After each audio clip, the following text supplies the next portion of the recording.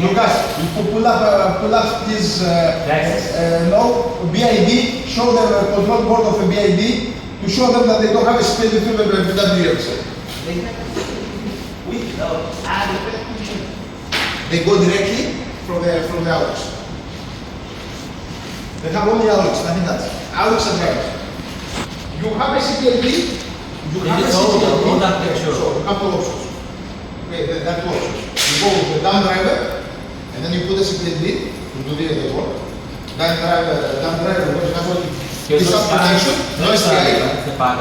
There is nobody that has an SPI driver and a CPLD at the same time anymore. You go with the dumb driver, which has only fault and ready signal. Then you put the CPLD to handle this. But you have a smart driver, you do not need the CPLD. I know I have to discuss with you about this one. It's very hard for me to over discuss with you, I think, but I need to. Because I need you as an example and writing, I need to know, I know it's very long time. We can make it stable because very easily we rework the internal structure. There is nothing in the hardware of it, is nothing unstable. It's stable, our coding. Unstable, our coding, yes. Have you ever It's a work in progress. It's a work in progress. We have work.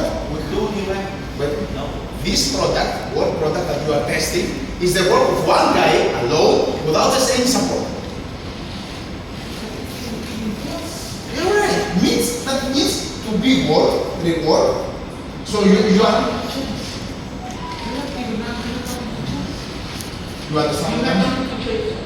You have nothing to do? Nothing to change?